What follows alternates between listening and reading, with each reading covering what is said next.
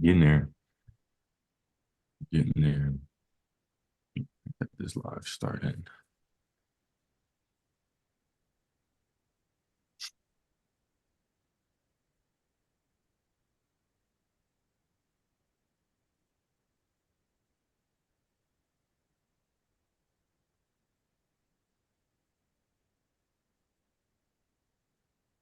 Beautiful.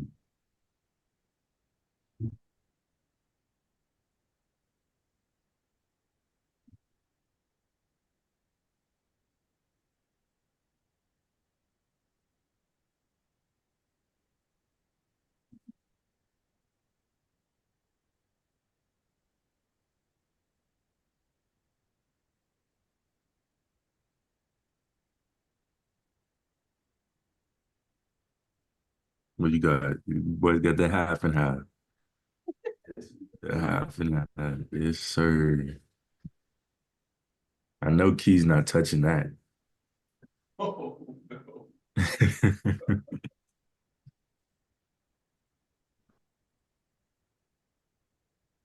This is hers. Let's see. Yo, that delight, that delight, man. Hey, it goes crazy though. It does It go definitely crazy. does. But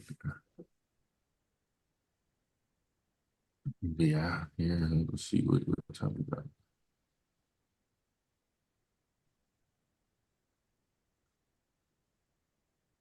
Yeah, I want to start looking at this price section real quick. I'm gonna run to the restroom real quick. Just as Marcus getting his coffee right. We'll take about 3, 4 minutes. Kind of Real quick. re get ourselves situated, and then we'll continue pushing along. I'll be right back. Take care of a Cool, few cool. things.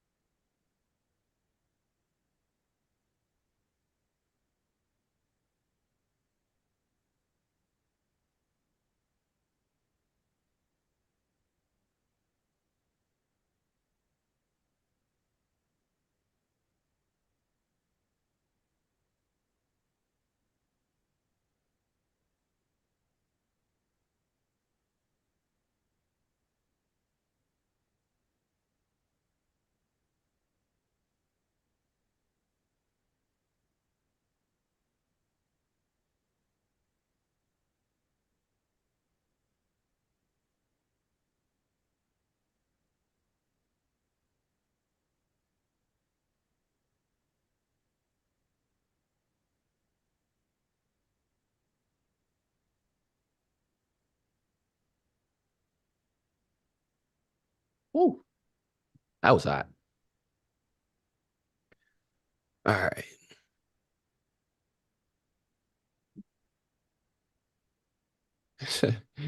This guy holds more T-bills than the Fed. What on planet Earth? Not a silly man.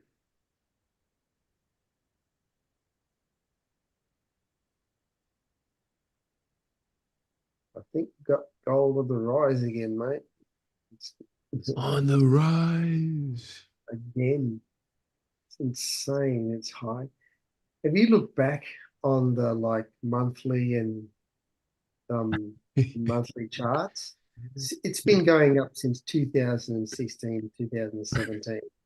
Yeah. It's been marching up for the last 7 years. If you have a look on the monthlies, Yeah. No, I'm it's looking, just I'm looking right marching now. up. It's marching up. Yup. It blows my mind. Literally January 1 of 2016. That was Yeah, kind of that start of that bullish. That's an insane. I wonder how it many is pips that right. is. Dude, Oh, that's over 14,000 pips you're or joking. 1,400 pips. That's insane. See, so the people like the Warren Buffetts, mate, they put a million bucks a pip Yes. on, right? And then Yes. they wait 8 years, right? Yes. 100%. 100%. They're talking about there's $1.4 billion from 'em. Thanks for coming. Like, Yeah, and then no, there's this. I want to show this screen. Where's my? I have so many tabs open right now, just because I don't want to lose anything. I want to show you really quick. Um,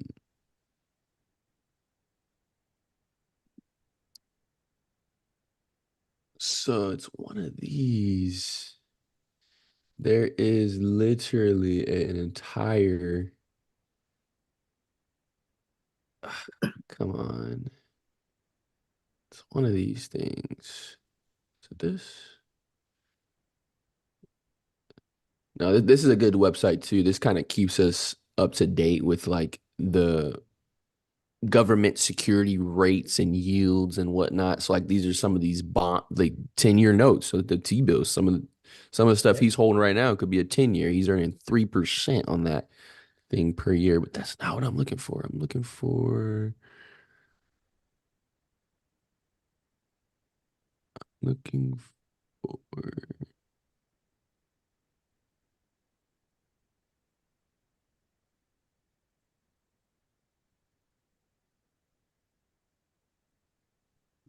and I mean, it doesn't sound like it's a lot to me.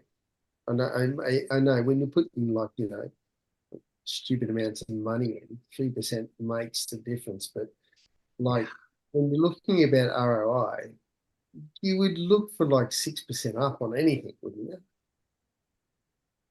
For ROI on your investment. yeah, I mean that would I mean, banks it, banks give you that.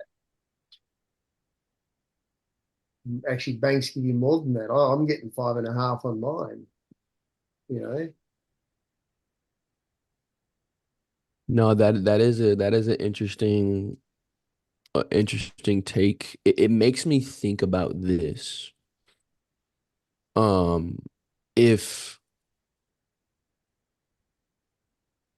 if so from what I said a little bit ago, if these T-bills are a way to provide government funding, yeah, yeah, yeah. when Right. there is a time for the government to buy them back, right?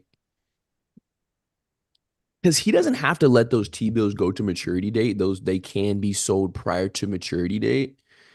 And Mhm. so when I'm thinking about what you just said, that's a really interesting take because, you know, let's say it's through the, first year. Let's just use that example. He has a 3-year note. It's through the first year. The first year got him 4%, right? Mhm. And he could hold it the next 2 years and get another, 4%, then another 4% and get a total of 12 potentially. Or once the government does get their very large, buying packages that they get, I forget what the actual term is called. Um, they could then go back and buy those T-bills right back from him at a premium and not at the face value that he bought it at, but at a premium value. So I'm kind of thinking if that's a possibility as well. Because Maybe that's that's kind of an agreement, interesting. like an Yeah, agreement they have because exactly. he's Exactly. funding them, right? Yeah. So, But then, 3%, we know the compound interest calculator, 3% on I mean, but that's on a year. That's not even on like a day. So yeah, interesting. right.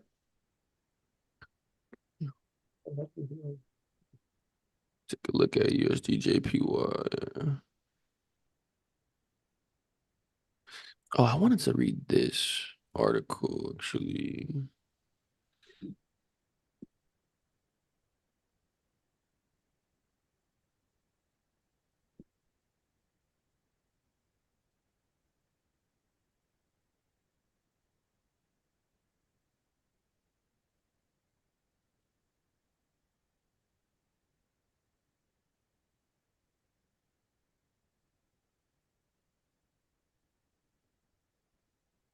Concerns about the Middle East conflict exacerbated by a major missile exchange. Interesting.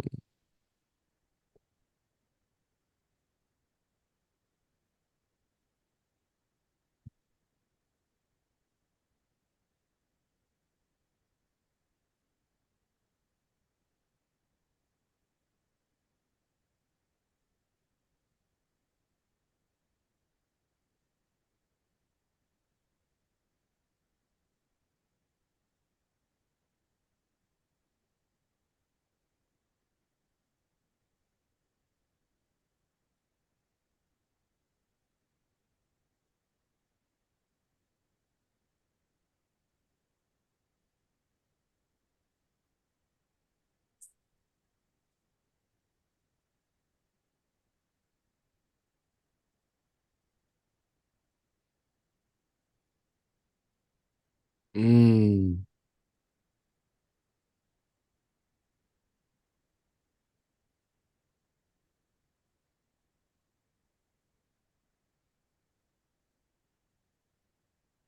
What you looking at?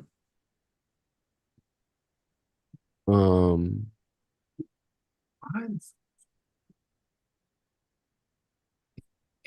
there is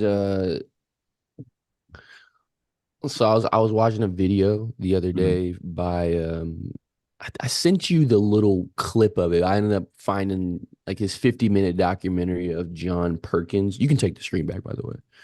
All By John Perkins. It was called the Economic Hitman, Confessions of the Economic Hitman. right. Mhm. And he, he was just kind of breaking down a lot of the events throughout history and how these economic hitmen go into these countries, right? And their goal is to do two things. Mhm. Two things as economic hitman: corrupt the country so that they can go in debt to another country, Mhm. or corrupt the lead, or so it's convince the leader that Mhm. they need to partner with these countries, go in debt with another country, kind of make agreements like that, or go into the country, corrupt the leader, corrupt the country, make them turn against, and then they have to lean on another country, and now they're in debt either way. Back in, I believe, I'm just gonna pull my notes. So I got this book right here. One second. It was back in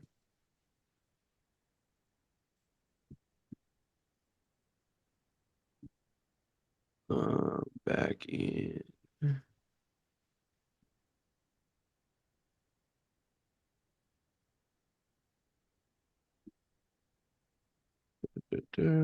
so it was back in 2000, Ecuador, Panama, Venezuela.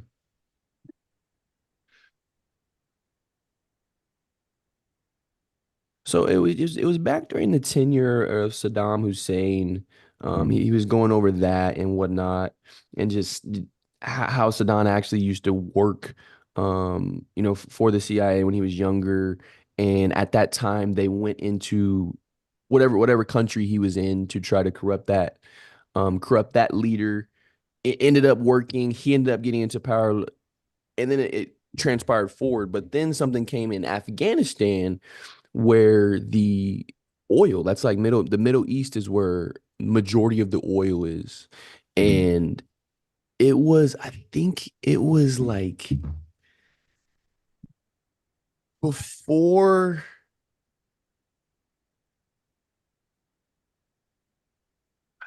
hold on one second.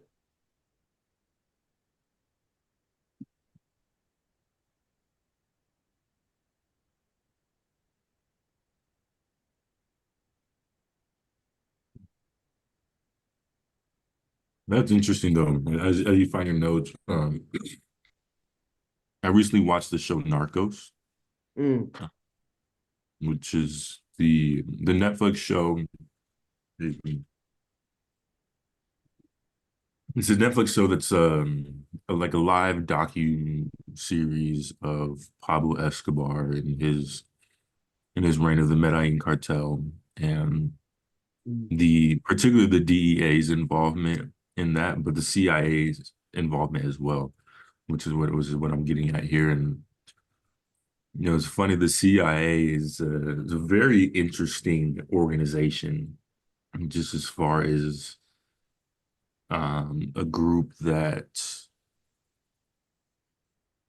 just has much other intentions than what it seems. Like there's times in that show and like real instances that happen where to the DEA it seemed like the CIA is working against them because the CIA has a certain initiative or certain thing that they want to do, coming from the higher ups, of course.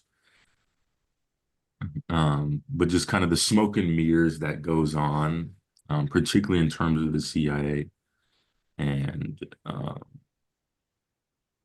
yeah, just everything that goes on behind the curtain. Because we know that so much goes on behind closed doors, and conversations happen that we'll never ever hear about.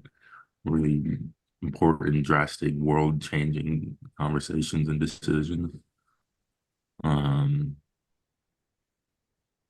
but yeah. Yeah. No, You bro. Like, can understand that. I mean, the CIA aren't in the business of drug enforcement. Um, they're in the business in negotiating Mhm. governments, Yeah. or by whatever means. Mhm. But the DEA has their brief is not that. Their brief is completely opposite of that. Mhm. So I imagine they butt heads a lot, because the Yeah. CIA, they kind of oversee all that kind of stuff, and things go Mhm. under the radar and allowed to go under the radar because of that. Not just the CIA, but other countries that have organizations like that. For us, it's easier, right? Yeah, yeah, it's no, great. that's super interesting. Central Intelligence Agency. Mm. Again, it's interesting. Central. At our last conversation that we had about manipulation of the market and governments, and global economy. Mhm. Similarly, this is how it can be influenced. And, Mhm. on a macro scale, we're the little guys just making dollars, Yeah. as the kids go up and down. But these guys, mate, these guys are what changes the courses of countries and economies and people's lives. Yeah. It's, whether a village lives or dies, really, they whether they starve or whether they get any water. Mhm. That's the decisions that they make. You know, Literally. yeah. No, yeah. I've heard of Narcos. It's on. I've seen it on Netflix. I haven't watched it, but I hear it's got really good reviews. It's Really good. It's really It's good. great. won awards and stuff too, right? Great show. Mm. Mhm. Um, No, Why? but to your guys' point, like what I'm realizing is how dominant the US is. Like it's not even close. It's not even close. Um, one crazy statistic that I have to share is the world's top 100 economies, like not just corporations, 100 economies. 51 of them are corporations, are businesses. 51 of the world's largest economies are businesses and corporations. 47 are US corporations. 47% of the world's top 100 economies. So we're talking, Walmart is more lucrative and economically powerful than Saudi Arabia. Exxon, more powerful than Norway. Ford, more powerful than South Africa, Poland, Finland.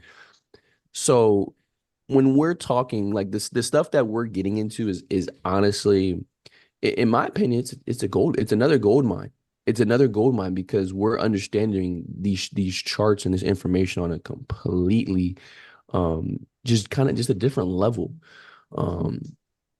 And what I was talking about just a second ago is this is in relation to opium first, right? But then it shows the timeline of the Afghanistan and Soviet war right after 2001 or 2000 is Mhm. when our oil started to we started to take significant dominance of the oil market. And it was right after a very tragic event, right, in 2001. But that is because Afghanistan, the Middle East, holds all the oil. So since 2000, the US's goal has been to dominate the Middle East because of the oil. If they dominate the Middle East, they control China, they control Japan, they control Russia. There's one more other country that they control, but in large part, they control the entire world if they can just control one area. Um, and so what I was reading earlier, Q, was this this article from TradingView, and it was talking about the stuff that's going on in the Middle East and Mhm. how the Middle East tensions are rising because of the conflict. And there was a missile exchange between Israel and Hezbollah on Sunday. Um, and then there's going to be a potential shutdown of one of the oil fields in the Middle East, which it says it has led to a surge charge in oil prices of more than over 7% of the previous 3 sessions. Because Mhm. if they close down one of those fields in the Middle East, of course, the less fields they have, the more that one field in the Middle East is going to contribute to all the oil supply. So that's what I was reading, and it was just interesting that I had just came across the U.S. and their involvement with gaining control over the Middle East and that oil, and then seeing this and this that was kind of it. Mhm. Just thought that was crazy. Yeah, yeah, and and you said it a second ago as far as just the value understanding this stuff has in what we do, and trying to trade with edge and risk management.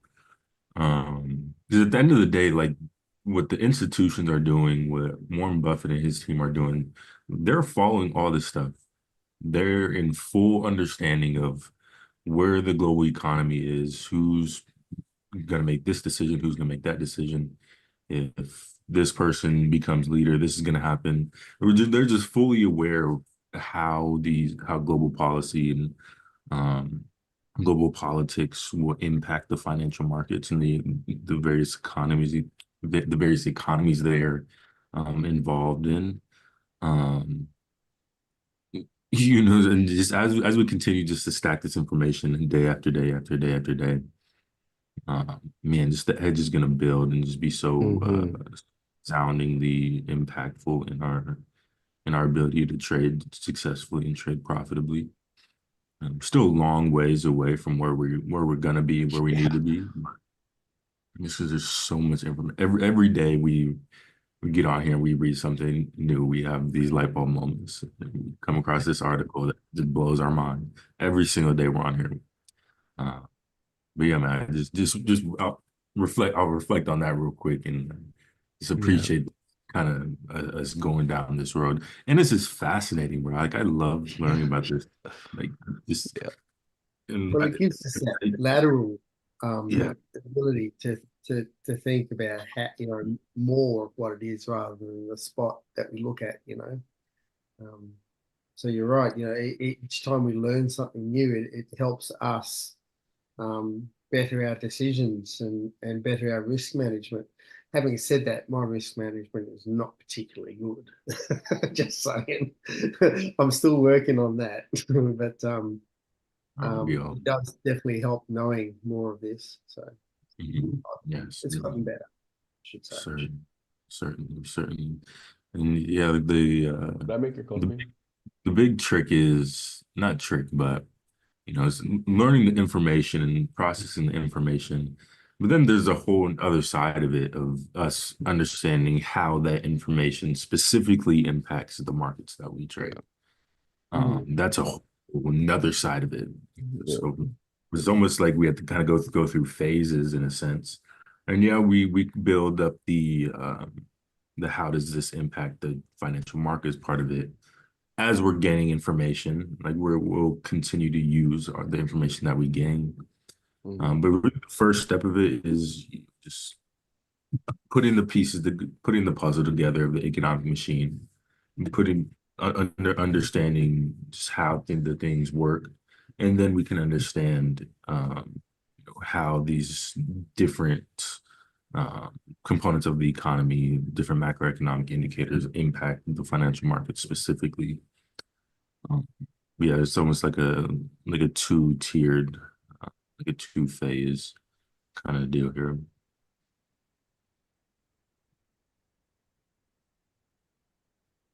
Yeah, it's definitely a lot in a good way.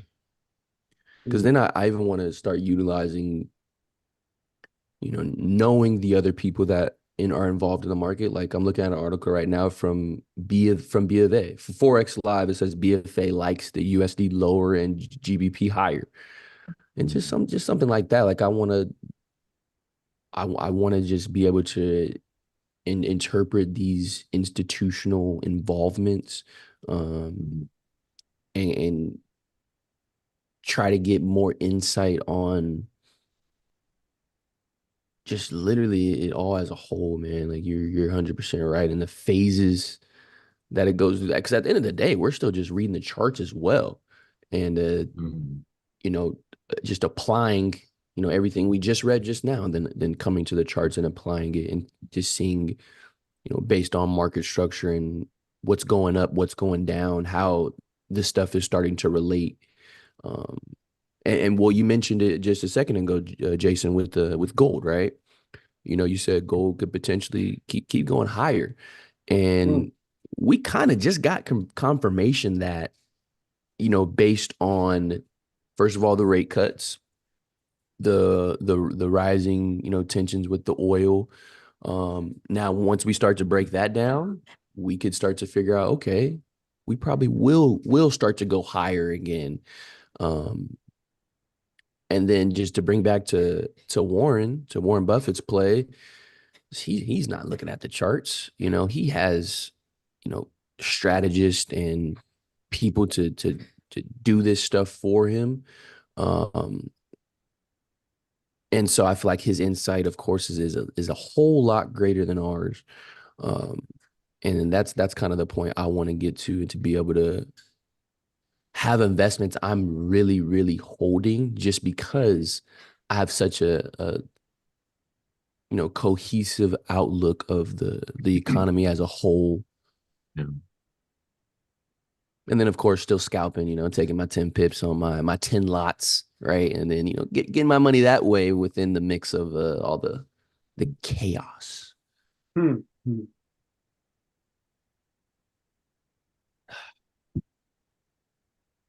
And we have news at 7 a.m. News at 7 a.m. Consumer confidence. That's an hour away, right? Yeah. Yes, sir. Hmm. That's the medium one, isn't it? That is the medium one. Got a few yellows Um, and one orange, I think. yeah, I know us. Where's the 27th at? 27. Yeah, I know a drop below 100 from the consensus. I was just looking at, there was an article from Forex Factory that brought me to an individual that has a YouTube page called Easy Markets. And he Mhm. just literally goes over all just gives his like little, just pitch of those folders for that day and was just mentioning a drop below 100 on this consumer confidence report would indicate the a goal to gain our strength to continue back bullish. Um, and he mentioned that anything, so like for gold, anything if it does end up going bearish, it'll most likely be some sort of correction just because we know what's coming in the future for the rate cuts.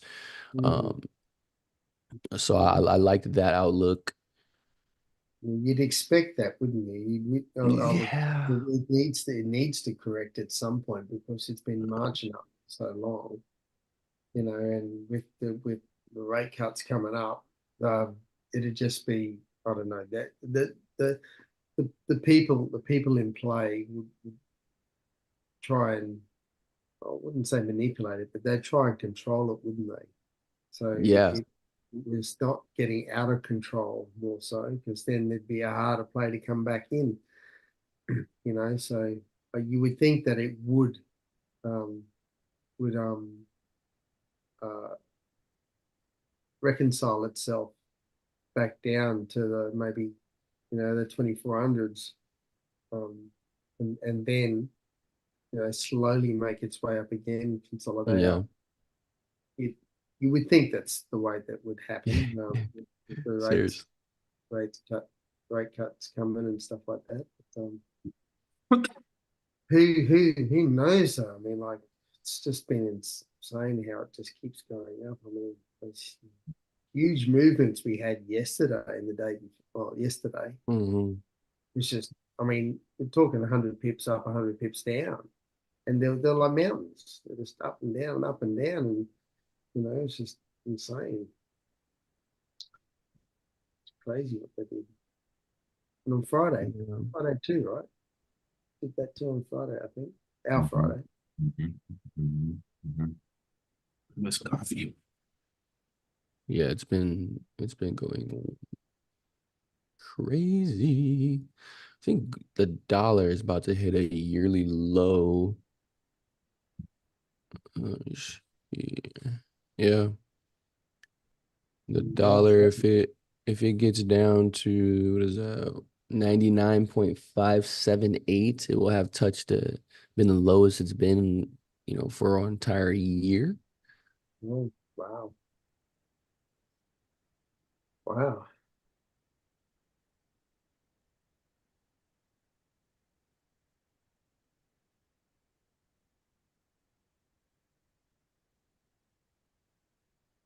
Yeah, I think we're buying like at 67 cents, I think now. Like What was two that? cents more. We're buying it for 67 cents now, which is about 2 cents more than what it was Mm. last week. Um, Interesting enough, in 2005 when I went to New Zealand, that's what I bought the US dollar for, 67 cents. And actually, 2015 when I went to the States, that's what I bought it for too. Wow. Yeah, no, looking at this actually this year chart on the dollar is really interesting because we were really, really high, in year from about 83 to 86, 83 to 85, and then haven't seen that type of value from our dollar ever since then. Yeah, right. And then kind of, what you and Q said a little bit earlier about the direction of cryptocurrency and this and that, kind of makes me speculate on how valuable the dollar will remain. Um, Now, I hold the disposition that for as long as I'm alive, at least, the dollar will have strength and value. Um, it's just more of in which role will they have it? Because I believe once they do get it regulated and they can tax every single dollar transaction, anything when it comes to crypto, it's gonna be available, especially in the US. Um, but of course, it's just how can they make the most money off of it is always something I'm thinking about that they're thinking about. Hmm. So if they end up getting some type of, you know, and they have USDT, which is the Tether, and the USDC, but I don't think those are government central bank type of tied cryptocurrencies. If I'm not mistaken, I don't think the government or central bank has any involvement with the stable coins yet. Uh, but I know they're working with, I think Ripple. Ripple was, I believe, working on their first stable coin, which does have some US involvement in it. So interested to see how the crypto space unfolds and how that once again affects the charts. Hmm. Let's see here. USDJPY. I got it moving on a decision-making level right now. Let's see. Yeah, right on there. I'm looking at Hmm. like 144.22 decision making. I love this 4 hour chart. I just had a decision making. That structure just was created by its last bearish candle on my chart. MACD volume telling us sellers potentially coming in with that selling volume, losing buying pressure. So like how that's looking on our USD JPY chart. If we end up getting some bearish news from consumer confidence, I'm gonna have to take some sells. As far as my account, I'm gonna be let me see what's today. Today's the 27th. I will put So I'm putting $50 aside today, and then I'm putting another $50 aside on the 7th. Actually, I'll get paid on the 6th. And load my account, my live account, with some more funds. Um, so just this entire week, I'm just going to be analyzing, paper training my account, and then just continue to expand my knowledge. Hmm.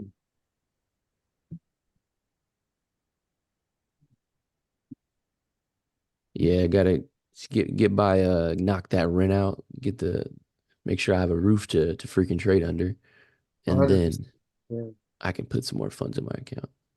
Yeah.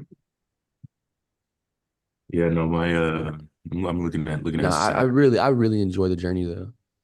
Oh yeah, that's the So what?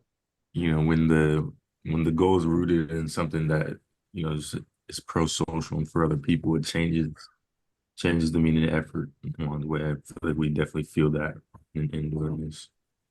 Um, but yeah, on Saturday Yeah.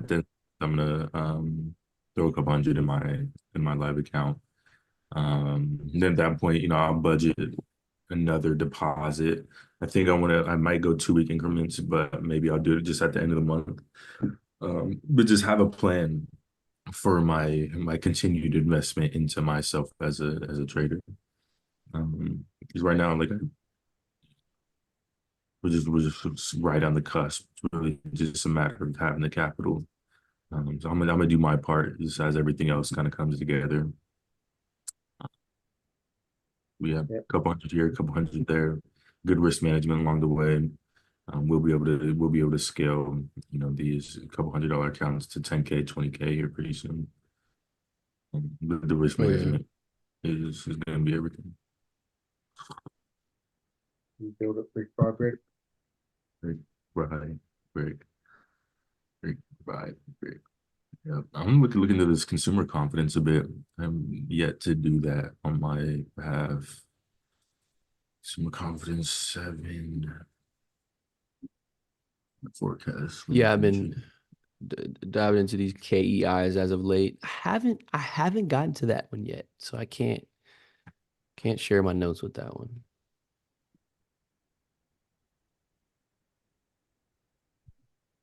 The one thing about having the Trading View app is when we're on the Zoom call, you gotta like you're not on your browser. You get me? Mm-mm. Like change it. Well, so I guess whenever I share my screen, I just share the application. Mm. It's like I'll just like share the Trading View, or I'll just share my Chrome. And so usually I'll just share my Chrome. Maybe I mean I'll just have to I'll just share my desktop. But I was just thinking about that. Yeah, Trading View actually has, I'm looking at it right now. I can't figure out how to organize it, but they have like a whole uh like calendar. It shows all the literally everything. Bro, it's crazy. But I don't want to keep changing damn New, platforms. I just use my FX book. oh yeah, yeah. So news wise,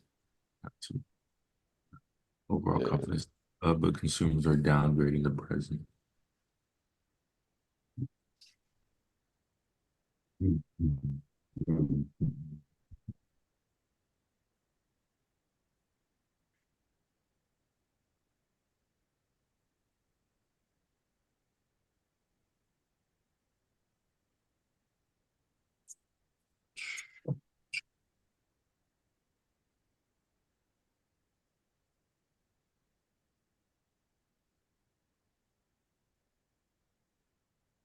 Are you confident as a consumer right now, Marcus?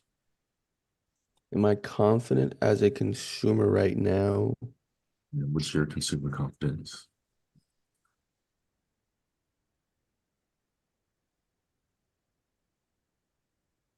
I would say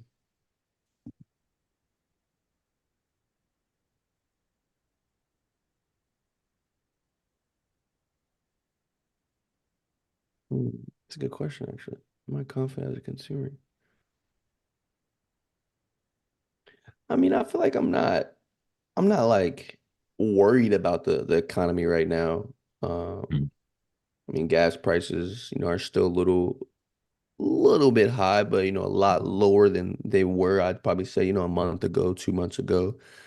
mm, Um, during my housing search right now, because we're gonna be moving places soon. I'm not having like an issue finding, properties or even thinking of, rent is not super expensive for, 3 bed, 2 bath, like thinking of something just super standard. Um, mm. so I am not super confident in the market, but I'm not lacking confidence. Groceries aren't super expensive. Um, I feel Right. like things are stable there to an extent. Certain things like eggs are kind of expensive. Cheese I feel like is kind of expensive, but just overall as I grocery shop, not super expensive there. So I'd That's probably say interesting. my personal confidence is probably like 70, 65% right now. If we were gauging it out of 100. Mm. What about you? That's interesting. Yeah, my confidence as a consumer.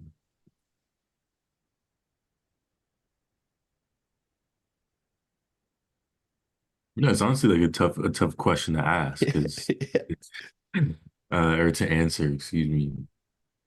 Um, there's so many different ways you can kind of slice up um, consuming something. Yeah. Uh, Yeah. Yeah. yeah, Not that's and you saying that, like thinking about okay. If I separate it from money and I think about just politics, like my confidence is shit Hmm. when it comes to like my confidence in us being led. I don't have very high confidence right now, like at Hmm. all. Everything's all over the place. We don't. I personally can't say just based on what they share who is going to be the next president. It's just um, there's stuff coming from all angles with that. So that's a good point you mentioned about what we are consuming, because that leads a great role into how somebody feels about their economy too. Right. It's really quite important. Just the standard things that people rely on to live. The cost of living, Yeah. housing, food, petrol, um, medications. Yeah. Uh, there's rents, the availability of all of that and services, and when you have changes in government and policies, um, or policies that aren't met, that Mm, that's I think what they're sort of that's what I think consumer confidence is. Do you have confidence in the way that it's going? mm, Um, I can't speak for over there. Of course, everything's kind of in flux. But if you're saying that housing missing out on these cells, holy moly, marching down again. Um, with the consumer, you're saying that rents are fairly stable, and that housing is fairly available, and the cost of living's fairly good. And there's a few things that are up and down. That sounds quite solid in all over. Um, I don't know what that is in comparison to, um, yeah. but you know whether that's going to remain that way with the change of government. If there's a change of government, um, I'm presuming there will be. Um, Yeah. that's, I suppose, where you make the decision whether you're confident if it's going to stay that way or not. Um, Yeah. we have that over here regularly, where it it's topsy turvy. We're in a really bad state over here. We don't really have rents available, and the people Hmm. and the landlords are price gouging. It's ridiculous. People are having their rents put up $200 a week, Yeah. um, Mm, and people are having not being able to pay it, so they leave the premises, and then someone else moves in, and it prices people out of the market to actually get a house for a family or a unit. Um, and cost of living over here is high at the moment. It's been high pretty much for the last 4 years since COVID is sort of like been marching up, and the banks Hmm. don't help out. The banks have been charging lots of interest and stuff like that. And in actual fact, there's a court case going on against the banks for the interest that they charged because they overcharged people over those years. So interesting. yeah, there's a lot of that stuff that is going on. So that's that's when I see consumer confidence. It's like, well, I don't, we don't have confidence that it's gonna change. Hmm. We're not confident that cost of living is going to get better, and that we're going to be able to afford more things, and the Mm, government promises things, and the change of government promises things, but we know from history that doesn't necessarily come about. Um, the money gets shifted to other areas and stuff like that. Hmm. So, but you're saying everything's quite stable, which is good. Yeah, If and Mark, we can have a conversation about that. Yeah, I don't know. Just because when I think about when one of my buddies, he's looking to buy a house right now. mm, Rates, I think he was getting at a rate of like 6.9. I know somebody who just bought a house. Her rate was like 7.4 or something absolutely ridiculous. So like with interest rates being as high as they are,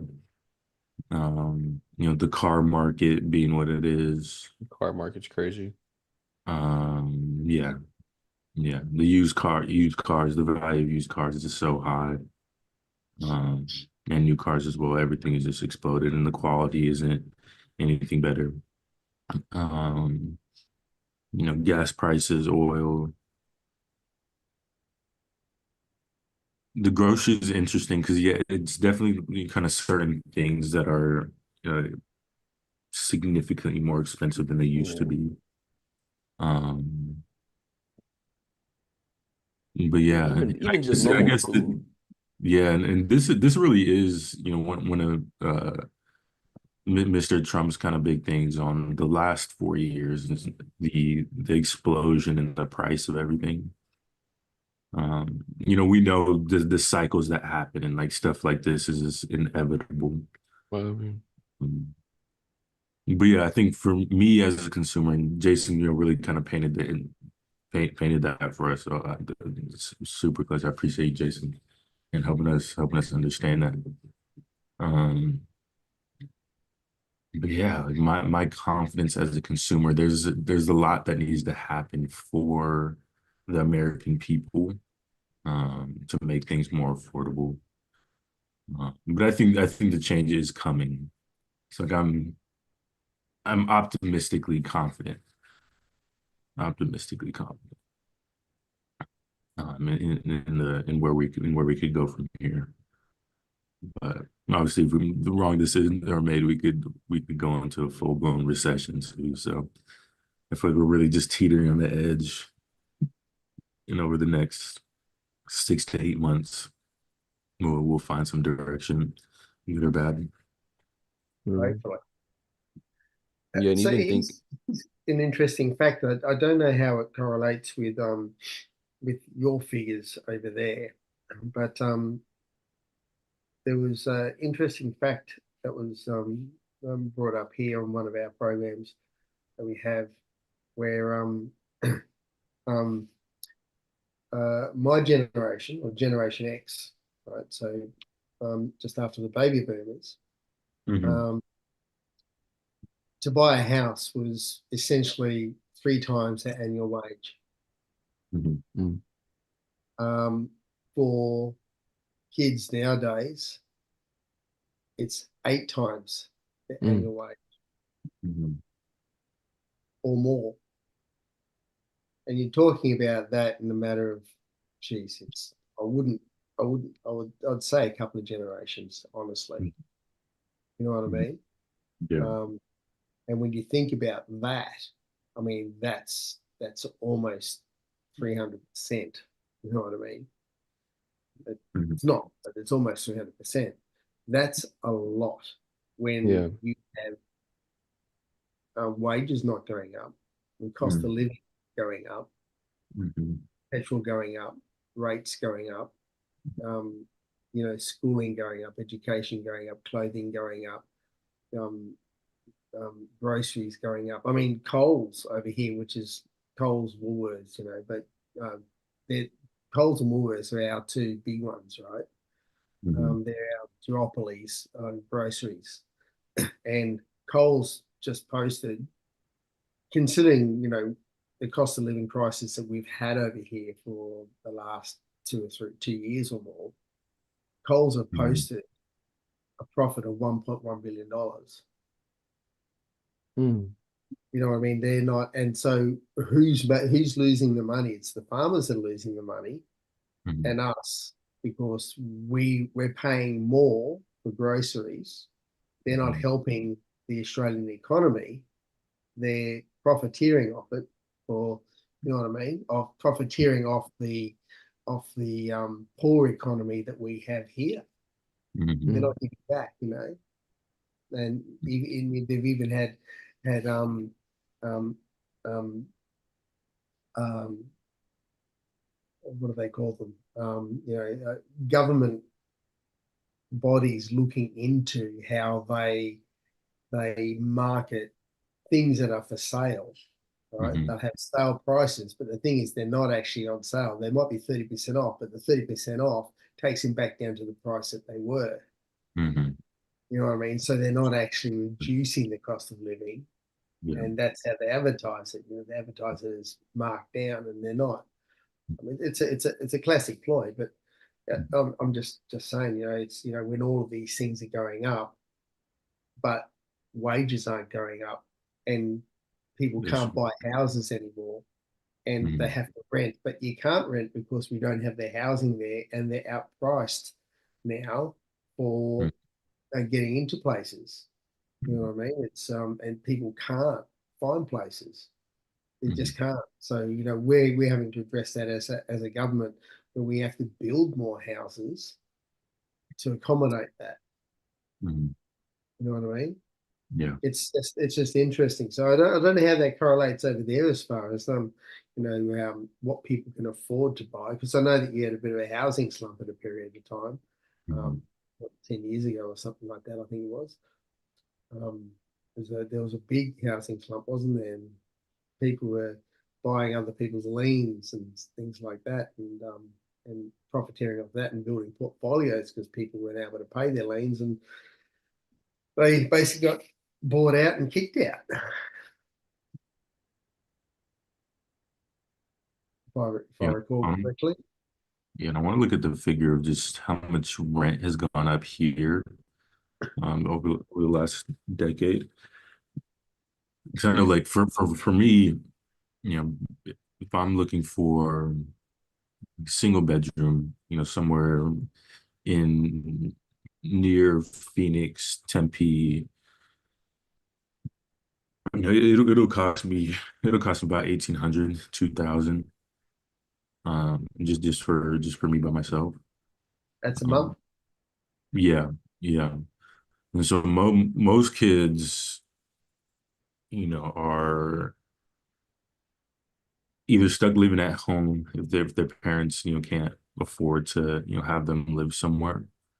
Yeah, Um, or you just have a bunch of roommates and you get a 4 or 5 bedroom yeah, place, anything too crazy, but you know, you have that rent split up, you know, 4 ways. You're still probably paying about 1,200, 1,300, but let's see.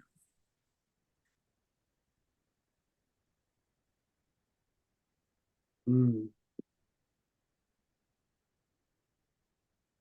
interesting. I mean, here 3 bedroom houses and 4 bedroom houses. I don't know. You'd be lucky to find anything for $650 here. Mhm, Um, and you know, um, yeah, 700 for 4 bedroom, 750 for 4 bedroom place upwards. mhm, mhm, mhm. Um, Whereas the same place would have been, I don't know, 620, mhm, 580 or less, mhm. a year, 2 years ago, Interesting. Yeah, no, it's pretty significant. right? Yeah. Significant. I mean, you think this is the crazy thing, right? Like, you can't, that's more than a mortgage, Mhm, right? But mhm, you can't get a loan from bank from the mortgage because they they won't um, they don't put the confidence in the buyer, because most people um, don't have that capital to be able to say for the deposit, mhm. right? So you're actually paying more than a mortgage in rent, considerably more. I mean, a mortgage could be like $580 a week, right? Whereas you have to pay 700 up a week for a house. You know what I mean? It's like, how does that make any sense at all? Yeah, Um, it's so crazy. it's really interesting how they do that, but it's yeah.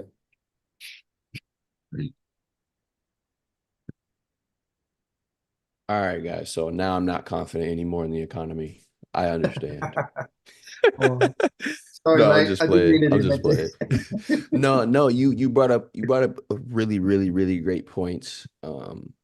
just because I'm only looking to rent right now. So I'm not even getting that interest rate side of things when it comes to mortgages, which, I could see that being a large issue. Even just from what I understand about borrowing right now, it's super hard for anything. Right? Like even, if I wanted to just go get a $2,500 loan, like that would probably be impossible for me given, my current credit worthiness Mm. as we thinking about, that whole economic machine.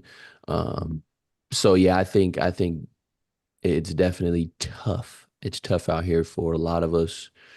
Um, and some of us get it more than others just because we kind of are forced into those situations to have to deal with mortgage rates or car loans or something like that. So um, yeah, it's definitely thinking about, you know, our political future. I definitely just based on how the economy was when Mr. Trump was in office, I feel like we'd be a lot better off economically wise, going that route. But then again, like I said, I don't know what policies and whatnot are in store in place, but um, politically wise, my confidence is really, really low. Mm. So So shaky, isn't it? You just don't know. That's yeah, you just don't it had know. some direction and some, and they're just. I think they're making it very divisive, Yeah. and that's I guess what parties do and what media does. Um, so I suppose it puts the public on edge to make a quick decision on whoever jumps out first. But it must be a challenge for you guys to just sort of make a decision on, or find out actually any information on which is the best direction to take, Mhm. for your families and for yourselves and for your Yeah. future. Mhm. It's a bloody challenge. Definitely, definitely, definitely. Yeah. Yeah, that's why I actually kind of like being able to uncover, some of these truths, um, just about just as we learn about the market. Like I'm somebody that relates the truth about things being revealed, and then I look at other things where I may not know the truths yet, but I may have been skeptical about how certain things are conveyed to us. Um, so to your point about just really making the best decision for my family, that's kind of all it is for me, putting, my family, myself in the best position to be able to utilize the opportunities, the resources, be able to discern certain information, just all that stuff, plays a role in this chart, honestly, and I'll just never be able to not be grateful for this opportunity because of what it's expanded my mind into, um, and kind of broadened the scope and put more emphasis on those things like freaking interest rates, something we should definitely all care about because we all want to buy a house and whatnot. So, Mhm. um, so yeah, Mhm. very very interesting time. Mhm. Yeah, and it'll definitely allow us to play our cards right as we move into our big our big decisions, when we're married and when it's time to buy a house and get that family car or whatever, get that asset, get that property. We'll just the timing in which we'll do those things will just be optimal and leverageable for other things that we want to do. Like you said, just all in the name of putting ourselves in the best position possible. But to you and Jason's point, like right now, there's just no real direction on what's gonna happen.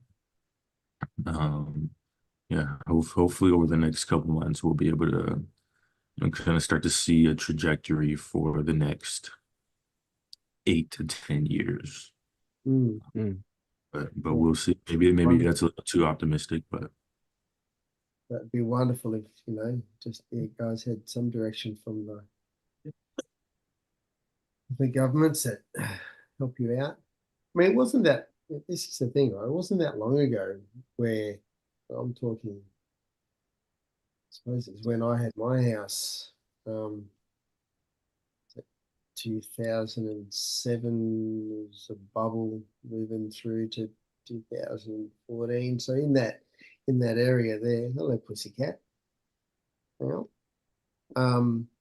where it was actually, it was touted amongst different people. mhm, And it's actually not more affordable, but better economically to rent than it was to buy, mhm, because the way that the dollar, um, um, the the interest rates were high, but the way that the dollar moved, you would basically work out either the same or better off by renting, mhm, because you didn't have a market where you were capitalizing by paying, you paying back, unless you were paying back the principal and your interest, which mhm, most people don't. They just pay back the principal, right? Oh, sorry, the interest. Um, Most people only pay that amount. Like rather than paying 580, you pay $1,000, and that's kind of what I did. So you're always paying off your principal. So you bring your loan from 30 years, it'll come down to 15, 11 years just by doing that. mhm. Paying double or more than what the interest is. Yeah. But most people don't do that, and because you weren't getting any capital gains on the housing market growing, it was actually better for you to rent and Mhm, then utilize the money that you did have mhm. into other areas rather than putting into maintenance on the house and paying interest. And the interest just basically paid off the interest of the house. And you didn't make any money in the house until you sold it, and that was a gamble on whether the housing market's going to go up or not. Yeah.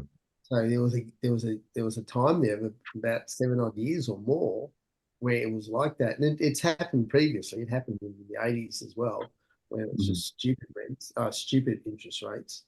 mhm, Um, and that's something to consider as well. Like, again, I don't know what it's like over there, but when you do the figures, is it sort of like, is it better to put money in and just pay the interest off a house and hoping that the housing market's going to go up and not fall out of the bottom? mhm, Or do you rent, and then with the money that you do have left over out of that, you mhm. invest or you put it into other areas? You know what I mean? Does that make Yeah. sense? I Yes, it like that does. play. Mhm, And a lot of people see dead money when you rent, but there are economic times where it's actually better for you to rent than it is to own a home.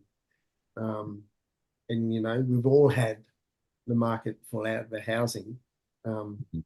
a lot of countries have, in America specifically. Yeah. Oh They yeah. had a huge fall, didn't they? Oh yeah. No So, doubt. you just don't know what's going to happen there. So sometimes it's better, you do that research and go, oh, I'll just rent, and then the money I have left over, I'll squirrel that aside and put it somewhere else and invest it somewhere else, or put it into trading. You know what I mean? Rather Mhm, than just keep paying off a house. Because the dream, as I was saying, that's the great Australian dream, probably the American dream too, is you buy a house, mhm, with a yard and family to grow up in and all the rest of it. The truth mhm, of the matter is, the first house you buy isn't your forever home. mhm, It never is. And mhm, a lot of people buy it thinking it's their forever home. mhm. And most people, it doesn't. Most Yeah. people, you'll buy a house, you'll Yeah. live in it for a period of time, sell it, you might move somewhere else and buy another house, or you rent for a Mhm, while, then you buy another house mhm. until you find your forever home. Because as you move through things, you learn about things that you want and what you need and where you want to be. For sure. Trees, bushes, closer to amenities as your kids grow to different schools and they go to college and stuff like that, right? So the first home you buy isn't your forever home, whereas when you rent, you can move wherever you need to. Mhm, Mm. Now, which is why I'm renting now, because I sold my house and we can stay here, we can go down the beach. We can mhm, we can rent down the beach in another year. We can move to the hills, the hinterland for a year. You know what I mean? Depending on Yeah. how the girls grow and what's needed. But when you have a house, you're there. You're there. Stuck You in have there. to move around it. So it's they're big decisions to make. Yeah. Yeah. That's interesting. So, and correct me if I'm wrong in this line of thinking.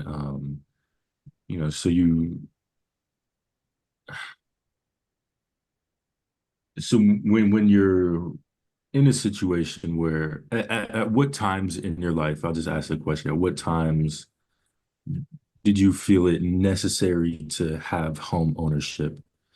Was it more based on like the the situation of your family, like your daughters are like at a particular school and you're gonna live here for 8 years or whatever, or is it based more off of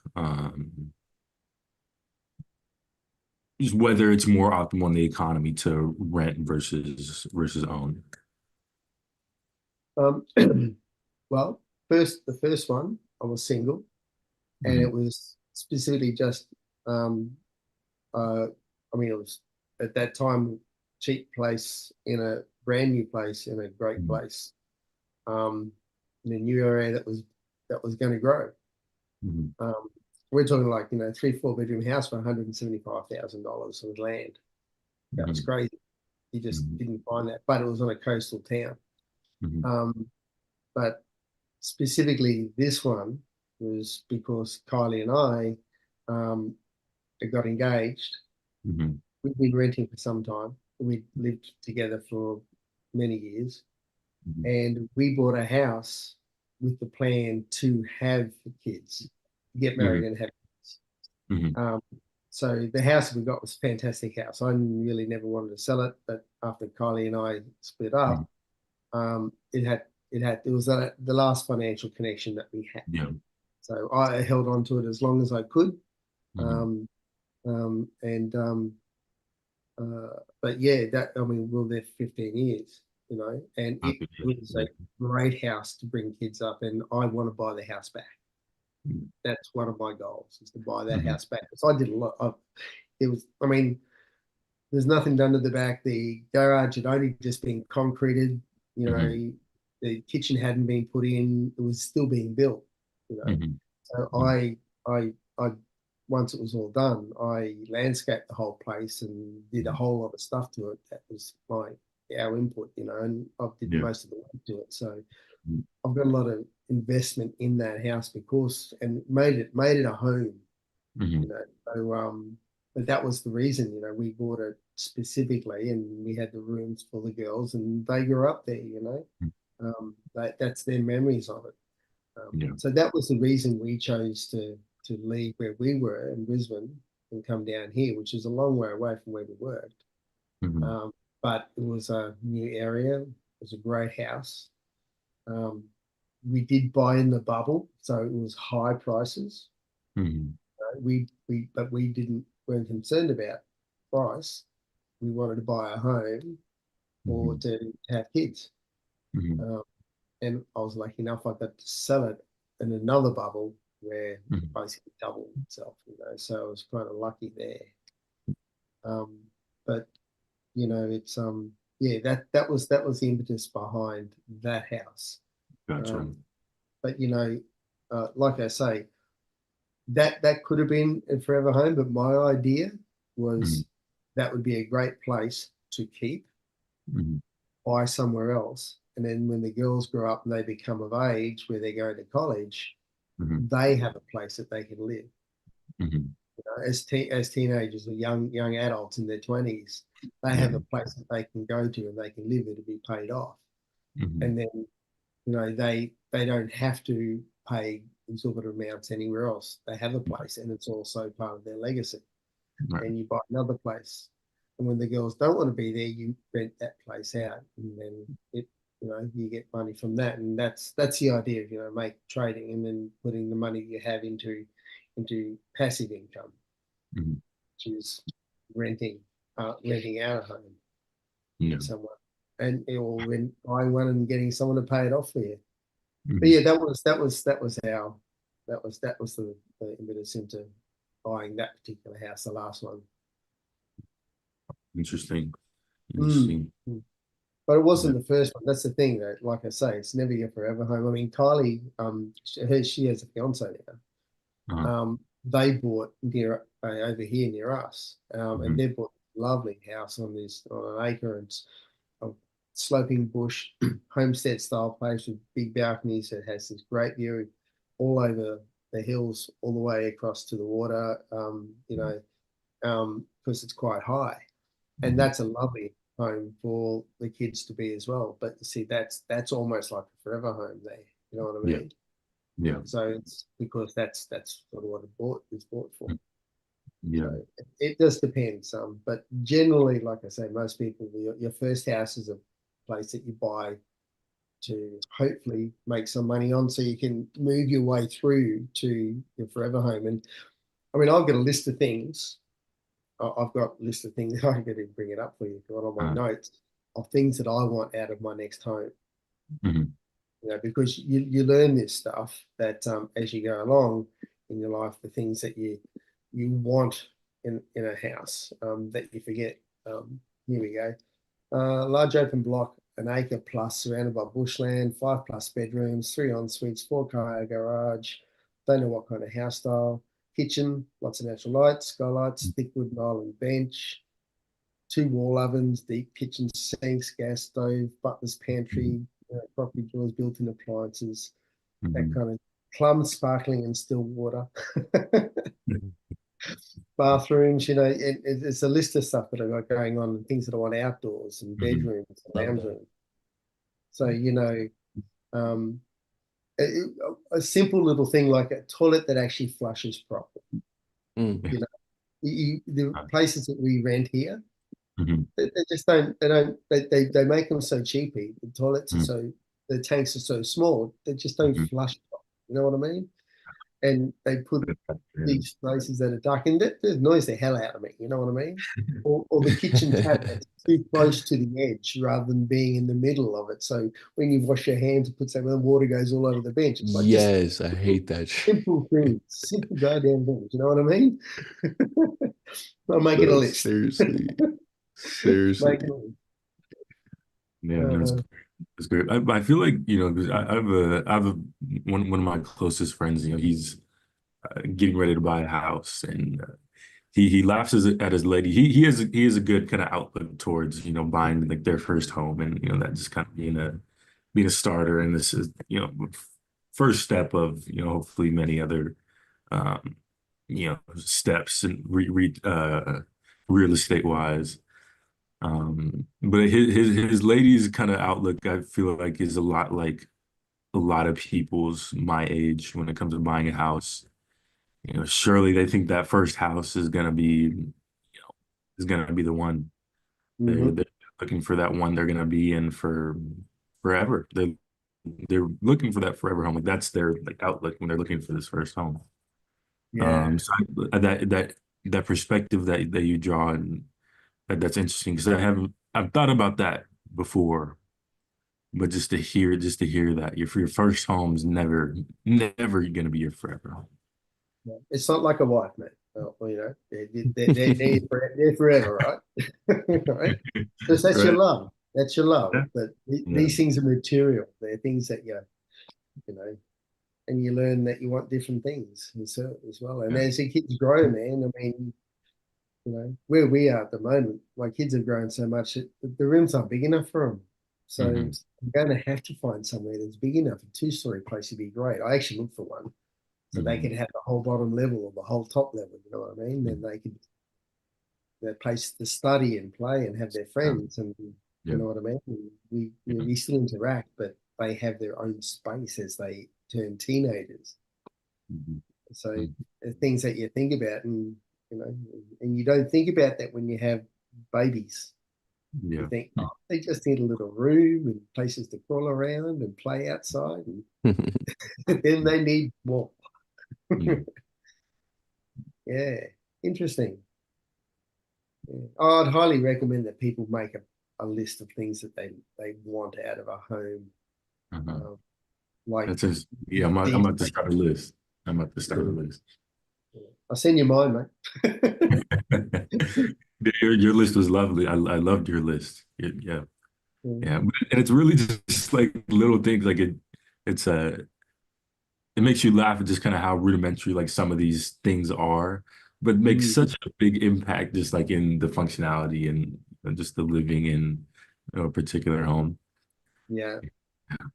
I mean, how's this? The place I moved in, right here, where we are, we've been here for 6 months now. It's a brand new place, brand spanking new, never been lived in. They basically only just finished doing the bond clean, to all the builders clean. Mm-hmm. The grass, there was only just been put down, so I watered all the grass and so I watered it in, and I've looked after the grass. But there was no, I noticed there was no space. There was no, you know how places have like a microwave nook, Hmm. like a place where you can put your microwave, Hmm. you know. Okay, so there was no place for that here, um, unless it was on the bench next to the stove, Hmm. which is possible, but it'd take up a lot and be pretty much too close to the stove. Yeah. And I spoke to the real estate, and they said, "Oh no, there's a microwave coming. It should be delivered." And like, okay, great. And eventually, after quite a bit of time, it was delivered. I went, excellent, awesome. I've gone to open it. Well, I've opened it up, and it's actually a built-in microwave, like an oven. It's supposed to be built into somewhere, right? And I'm looking around the kitchen going, there's nowhere that this is going to fit in the Yeah. kitchen.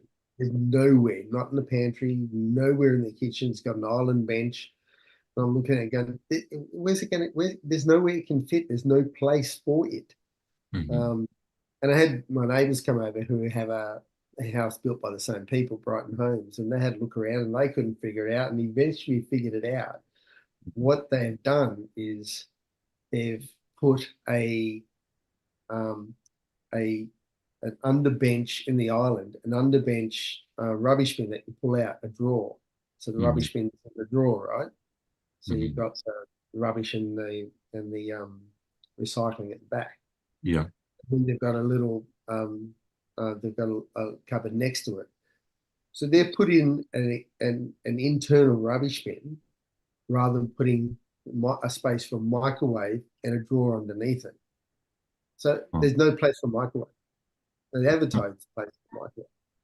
You know what I mean? It's like you just think, well, why would you do that? I Uh, don't understand why. It's simple little things like you say. It's like mhm. where you're going to put your microwave, or having, and I've experienced both, having a wall oven, an oven that's at your height, right, your Mhm. shoulder height, or two if you can, Mhm. Mhm. rather than one down the bottom. Of course, we've got a 900 mil oven, but you can't, because of where it's situated, you can't really see it properly, and it's low, and you've got to bend down. You know, Mhm. so you have a wall oven. There are things that you learn about these things, that you don't Uh, realize.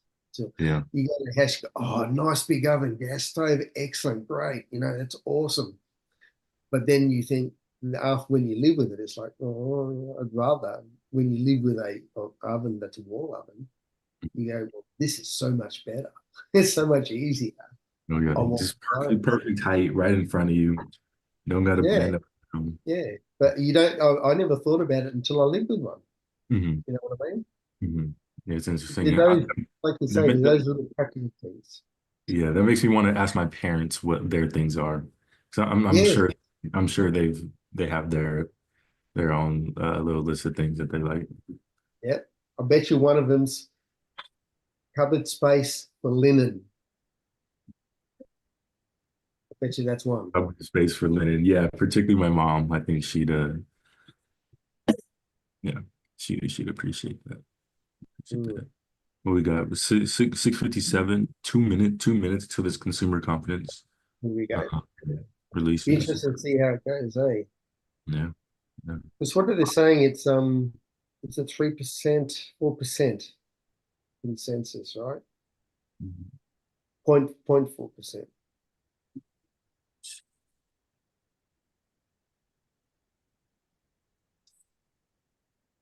Yeah, after this drop, I'm gonna go get ready for work. I gotta Yeah, yeah. drop the kids off, take the little one to my mother's house. There you go. On Uh, dad duty this morning. yeah, a lot of daddy duties this morning. Yeah, yeah. That's consumer confidence. Why traders care. Financial confidence is a leading indicator of consumer spending, which accounts for a majority of overall economic activity. Data is derived from a survey of about 3,000 households, which asks correspondents to rate the relative level of current and future economic conditions, including labor availability, business conditions, and overall economic situation. Interesting. Yeah, something we've talked about. 60 seconds. Yeah, So thinking about that, the economic cycle cue that we were watching the other day, Uh, um, with these interest rates coming up, I feel like if it does not impact the market the way they wanted it to, right? When we're just thinking about that cycle, we could be going into a deleveraging stage. for sure, for sure, for sure. That's the cusp that we're on. Yeah. But that's why this point in history is so important. Like Ray Diallo says, there can be a beautiful deleveraging. Yeah. It's just a Yeah. matter. That's when the policymakers and the decisions that are being made at that level are just so important, so important. But yeah, we shall see. right, here Just we go. Let's see what we get here. uh, One. there's the hour. Oh, oh, Oh, so we should a lot of bullish news. So strong confidence from the market right now. 2.6 greater than forecasted. So that's nice to see. That's nice to see. Imbalance above. I got a few areas I really want to talk about, but I don't have time. So that's okay. You looking at imbalance on the dollar? The dollar and USD JPY. So right at about 145, 203 to about 145, 146. There's a 1 hour imbalance that I'm looking at. Liquidity just above that level as well. Um, like 35, 50 pips above where that imbalance is. There's an area of liquidity and price sitting at a really clean decision-making level right above that as well. So I'm gonna screenshot my chart, drop it in the Discord, and I'm gonna go ahead and get on out of here.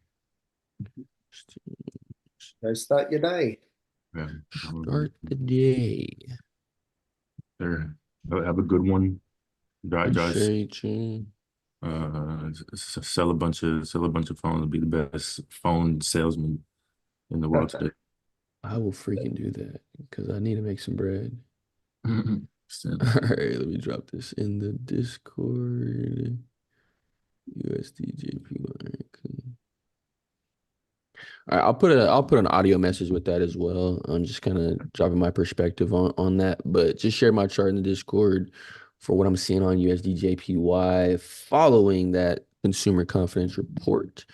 One thing I did want to say too, Q, we talked about this last week when it comes to my FX book and any other um platform, Forex Factory, sometimes those yellow folders, green folders throw us off because last week there was the inflation folder that came out that literally tells you what the inflation reading is.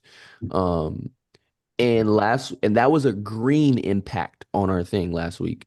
However, it ended up like it went from 2.8 to 2.4. So we saw a decrease in inflation moving towards that 2% goal. So the reason I'm saying that is at 10 a.m. AZ time, so in about 3 hours roughly, there's a money supply, there's a 42 day bill auction, and there's a 2 year note auction. Right.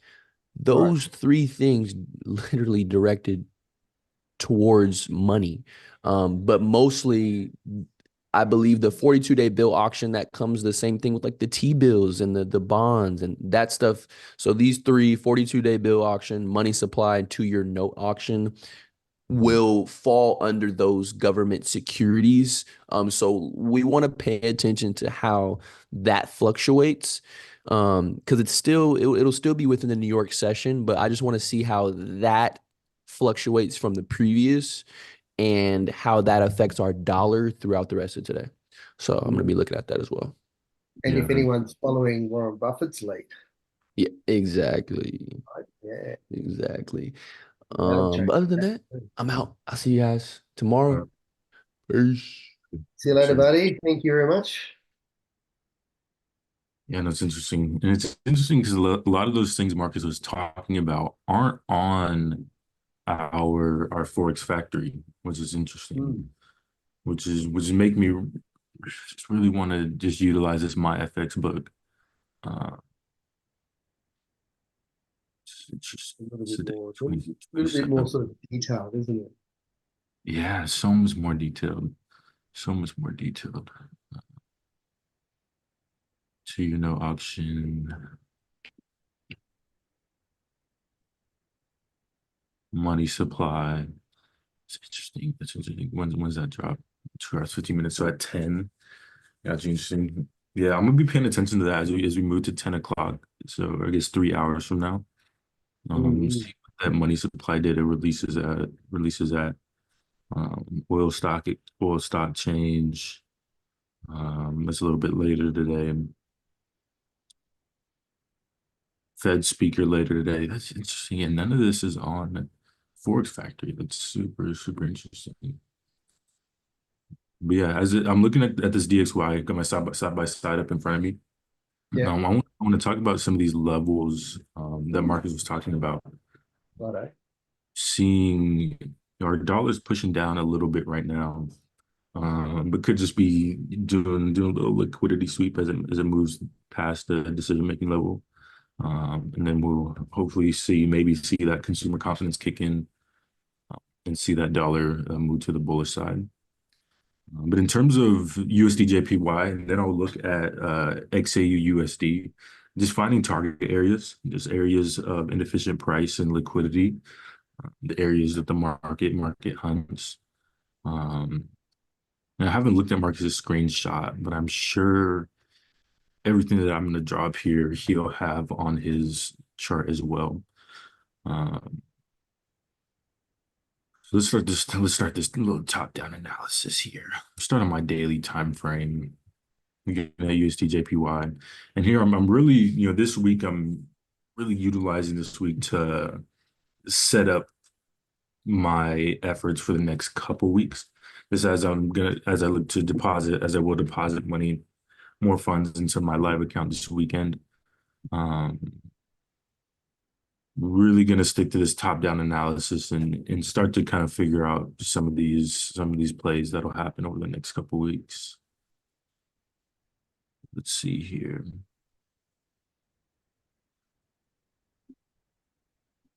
Efficient price. Daily time frame. This is the big one right here. This is the big one right here on USD JPY on the bullish side. I saw one on the 1 hour time frame. I'll get to that here in a sec. Daily area of inefficient price sitting at 150.8 to 152.6, around that area as well. That's a pretty large, big target area, strong area of inefficient price that the market will look to hunt. As I move down to this 4 hour, let's see. And little note on inefficient price, what exactly I'm looking for. And again, the market's only hunting 2 areas at any given time, and it's only doing 3 things at any given time. So it's hunting for liquidity or areas of inefficient price. That's it. Those are our target areas. Those are the areas that the market will look to hunt, fill, sweep across, etc. And so in terms of this inefficient price, what I'm looking for is gaps gaps in price. Gaps in price. So this is one right here, looking at my 4-hour time frame.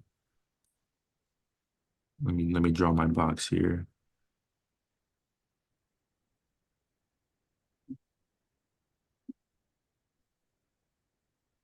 And so I'm looking at the gap between this candle here, Yeah. this white candle here, and the gap in price that is created by this large bearish candle. And again, you see that bearish momentum continue for 3 candles. And then you see over the last, this is the 4-hour time frame. So since Sunday,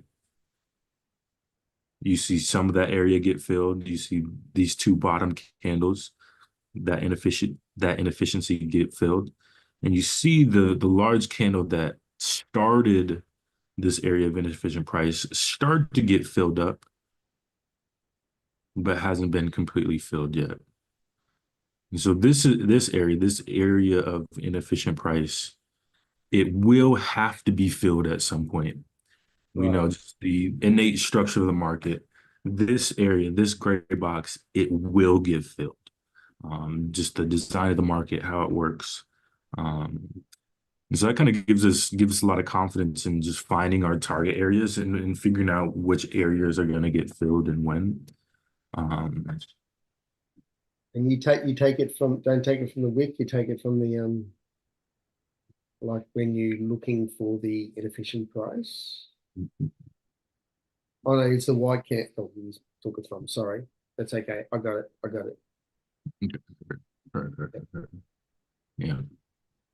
And so as this consumer confidence started to kick in, if you look at the right side of my screen, you see that little bit of bearish momentum, that little liquidity sweep that we see happen. You see the consumer confidence kick in, and start to see that bullish movement coming from our dollar. And so you see that literally same exact kind of area reflected on our currency pair. And it doesn't work like that by chance or random. These strong areas, and if we recognize a strong area on our DXY, we're most likely on a strong area on our USD currency pair, whatever pair it is. Right. And so I'm thinking on the DXY, we move bullish, we see consumer confidence kicking and we move bullish away from this decision-making level. We'll look and expect the same thing here on our USD JPY pair. Thus, the importance that we're kind of placing on just marking up these bullish areas of inefficient price, these bullish target areas for us. So when we're looking at our lower time frames and we're looking for an optimal entry point, we'll know exactly where we can take those trades. And how Let's far to take. exactly. So I'll continue up a little bit because I want to be thorough and just take care of this whole area right here. And so this goes back to August 15th. I won't look past that area, just because that'll represent a lot of bullish movement, and we probably won't get all the way up into this 148 area. But I want to be thorough here. So I'm seeing 2 more areas, little area right here, little gap in price.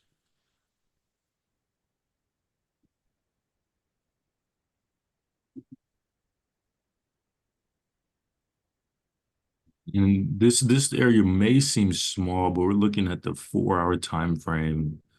So this area will certainly expand as we move down our time frames.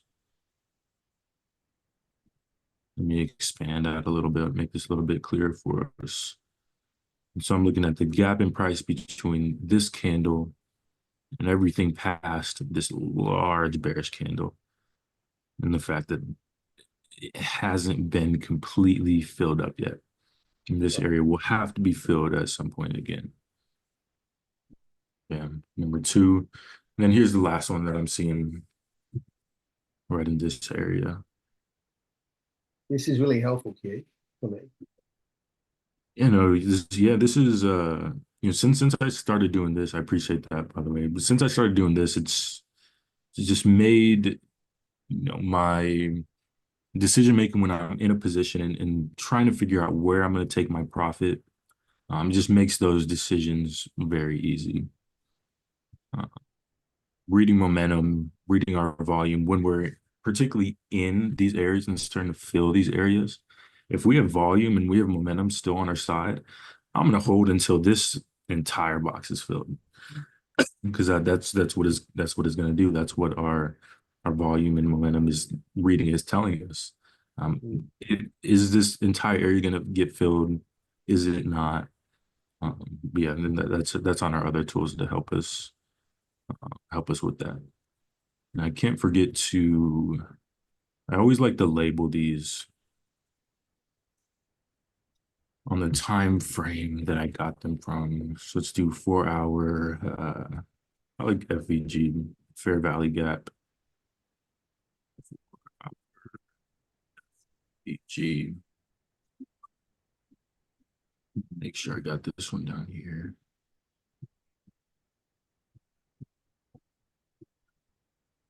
FVG. So I'll zoom out here and kind of review just the levels that I'm getting these at. Mhm. Yeah, that's perfect. That's perfect. And actually, real quick, I'm just gonna look on this bearish side real quick and mark up this gap in price right here, just to have something on the bearish side. If we go that way, I want to be prepared with a level marked up on this side of price. If we move to the bearish side, I'll kind of view it more as a sweep towards this liquidity. And this liquidity right here, given this is a relatively small area of inefficient price, but there's tons of liquidity lying below and right above this area. But again, I want to be thorough here. So did you do that? Did you do that one the same way as you did the bullish ones? Yeah, exactly. And this was it's funny you say that, because this was the part that took me the longest to figure out, even though it's pretty simple, and just kind of recognizing the structure on the bullish and the bearish side. And so on this side of price, I'll expand out just to give us a better view here. I'm looking at the gap between this black candle here, that wick, and the wick of this candle here, and the Right. gap price that's created. I see. Gotcha. So I'll zoom out just a bit, and I'll show us an example of just how like precise these areas are filled. Um, and so let's look at this little area here. Just looking at this large bullish candle, this large white candle here, Yeah. this guy right here. You see the gap in price that's created. You're looking at the white candle before it. You see that wick. Yeah. Then you see the next candle that comes in. Then I'll actually draw a box, just a little guy to represent the area of inefficient price that was created between that set of 3 candles.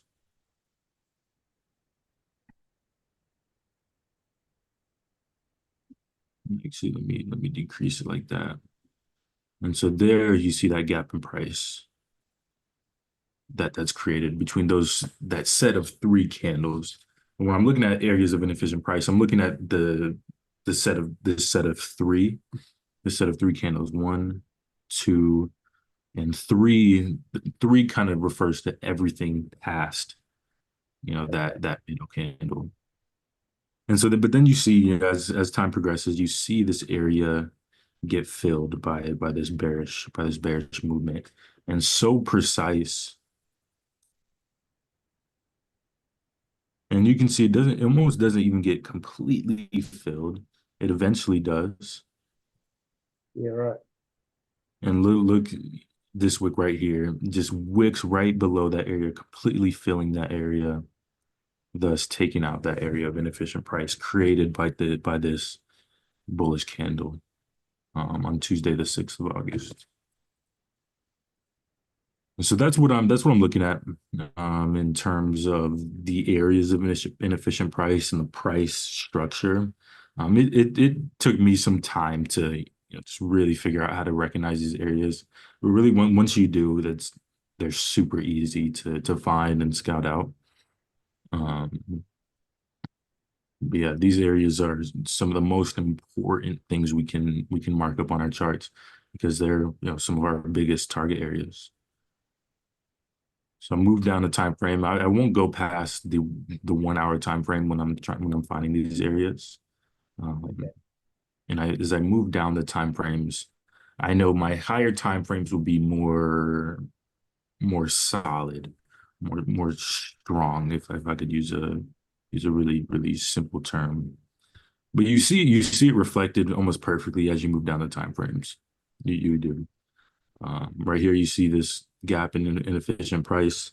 Not quite exact to the candle structure specifically on this time frame because I found them on the 4 hour time frame. But you still see the gap in price and the fact that that area hasn't been filled yet by price.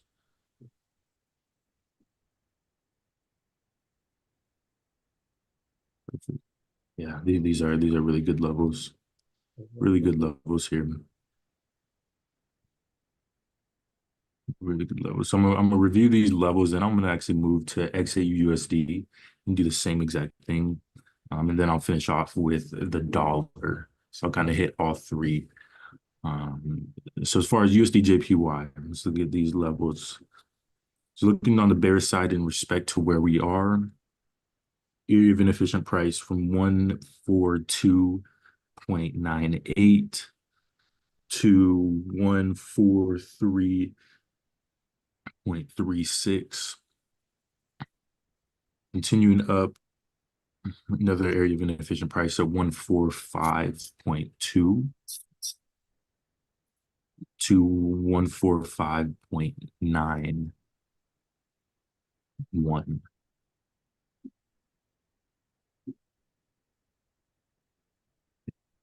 And continuing up, just two more here.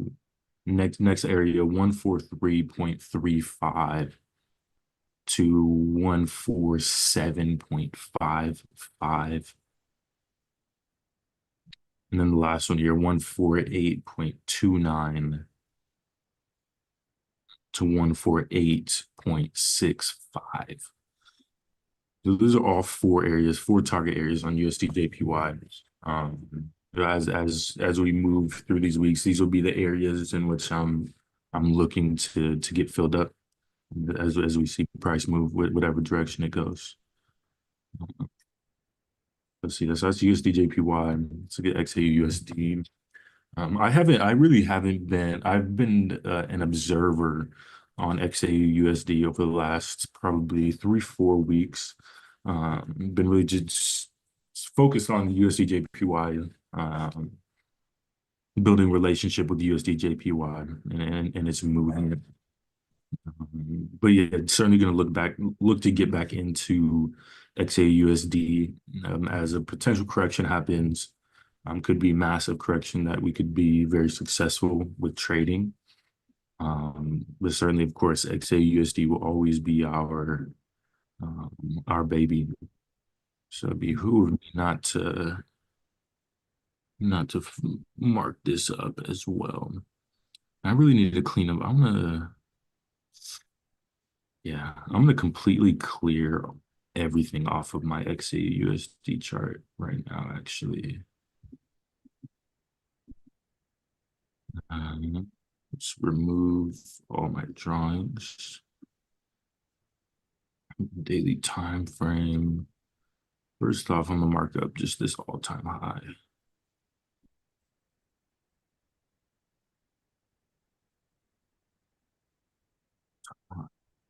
Now let's look for some areas of inefficient price. It's funny because XAUUSD is pretty freaking balanced right now, which is interesting, which kind of makes me think that correction is imminent. Just so much liquidity down here on the bearish side, so much liquidity down here, but there's no real target areas as far as inefficient price. which is interesting. There's a little level I see here that I'll mark up. And I'll zoom in for us just so we can recognize this area and price. I'm looking at this black candle here. Large bullish candle creates area of inefficient price. Doesn't quite fill that area. And then as I zoom out, we see that that area still hasn't been filled yet. Thus leaving us a nice little area of inefficient price to target.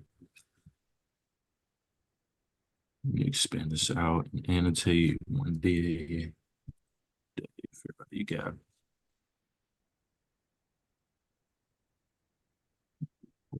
And then, and as we're trying to figure out these areas of inefficient price, I think the best way to understand what's going on and what the structure looks like is to just see these areas get filled constantly, and how just precise they are. And the easiest way is just find the largest candle you can see. Look at if it created an area of imbalance, and look past it to the right, look ahead in time and see if that area gets filled. So this is a good example. A good example right here. Looking at a large candle, it's got to create an area of imbalance. It just usually does whenever there's a large candle like that.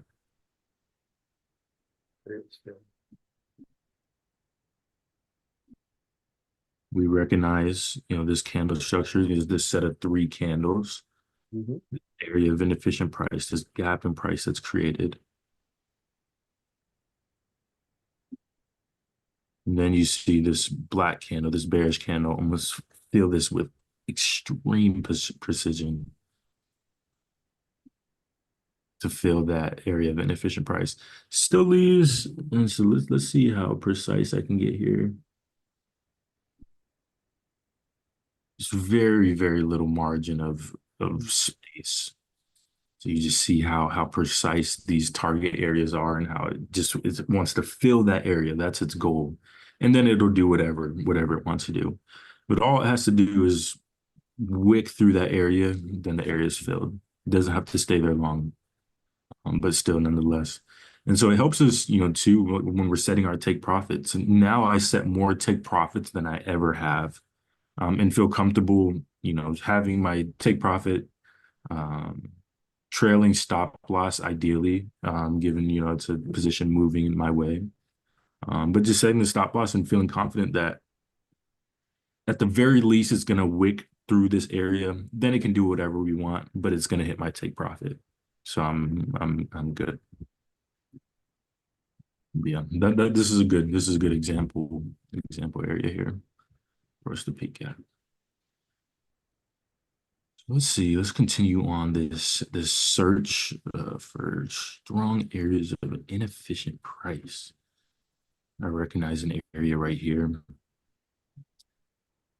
This candle.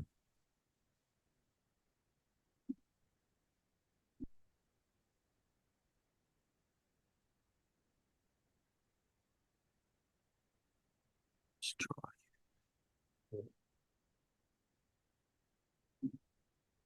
And so again, we notice the gap in price created by the set of 3 candles, and price's inability to fall back down into this area and fill this gap, leaving us a nice area of inefficient price to hopefully hunt and target. Let's expand this out. Still on my daily time frame, 1 day. Yeah.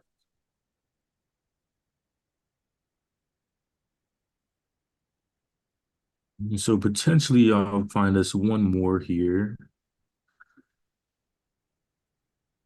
And look, anytime there's a large run like this,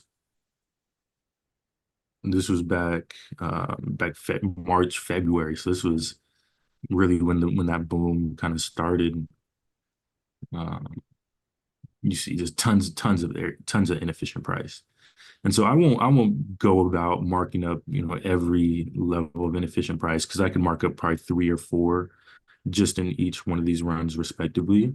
But I'll just recognize the liquidity and the inefficient price in this area. I think I'll be able to just recognize that in price. If perhaps we move down as far as what 22.75. But these two areas I think was suffice as far as target areas on the bearish side of XAUUSD. Of course, on the bullish side, like we're at our all-time high. So I mean, there's liquidity up here, but still so much potential for gold to continue to boom. And in that case, of course, there's no areas of inefficient price because price has never been that high, which makes it that much more fun and exciting.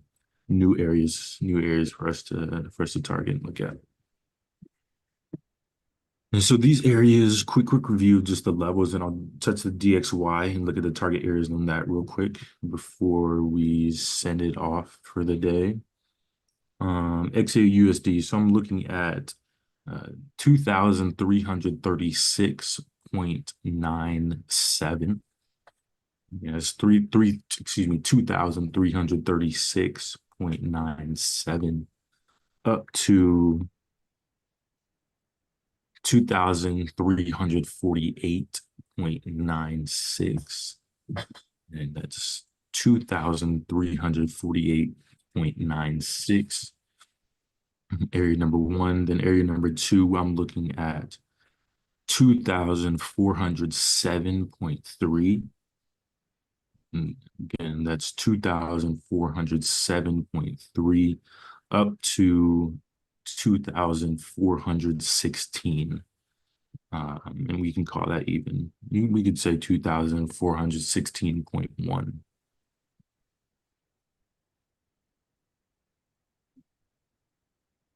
Perfect. Then let's expand this DXY real quick. Quick top-down analysis on a dollar. Looking at the same things. Looking for the same things. And I have some good markups already that we can look at. But there's one that has been recently created over the last 3 days, excuse me, that I want to mark up as well. And so I'll recognize this area of inefficient price.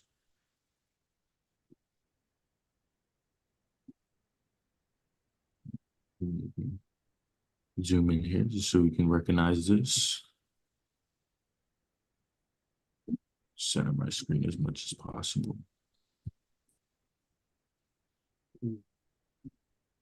So we'll notice this area of inefficient price created by this large bearish candle. This started again, groupings of 3, starting with this first white candle. Gap in price created by this large bearish candle. And then you see price's inability to completely fill that area of inefficiency, leaving us a nice target area on the bullish side with respect to where we currently are at. Quick annotation. Daily time frame correctly. Yeah.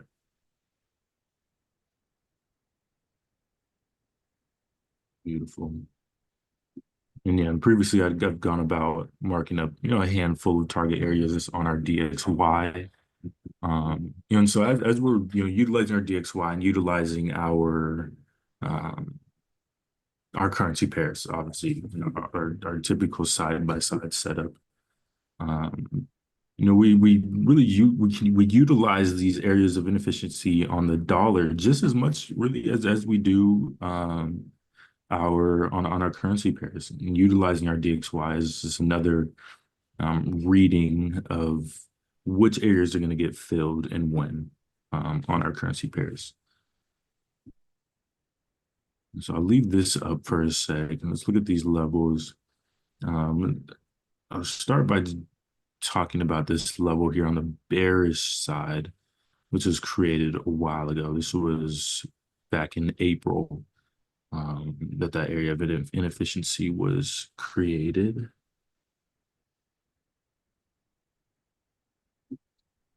And so you look in an area like this. Actually, I like this as an example area. Let me zoom out a little bit.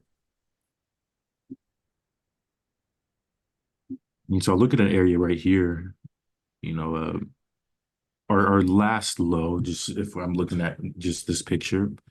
And so this would be a good area to look at to see there might be areas of inefficient price here. A low is created. Um, so let's see. This is again going to be a good area for us just to recognize how these areas are filled and the precision to which they are filled. So as I zoom in on this area, now you'll see, good bullish movement, but you'll see everything get balanced beautifully. And so let's look at just this. This is the biggest candle here in the middle, the one my cursor is on right here. You'll notice an area of inefficient price created between this grouping of 3 candles. Gap in price created. Then you see that filled with almost extreme precision by this bearish candle that comes a couple of days later.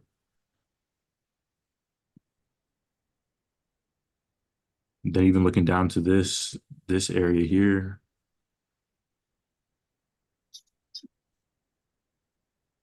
large candle, but you see the next day that area is completely filled, wick past, and then it can continue up and do whatever it wants, but it constantly wants to balance itself out. Just as price moves forward, it's got to stay balanced.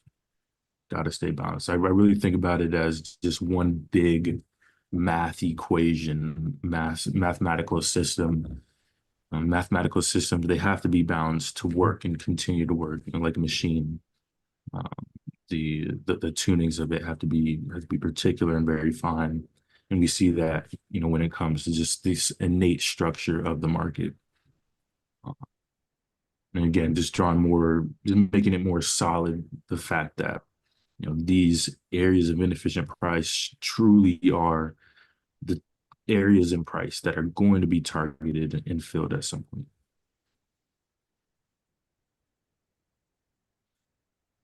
Since the DXY is super important and kind of transcends multiple different currency pairs, as I hop off the call here, I'm going to take a screenshot of this DXY and mark up on the screenshot just these exact levels, because there's a bunch right here. If I just talk through them, it'll be exhaustive.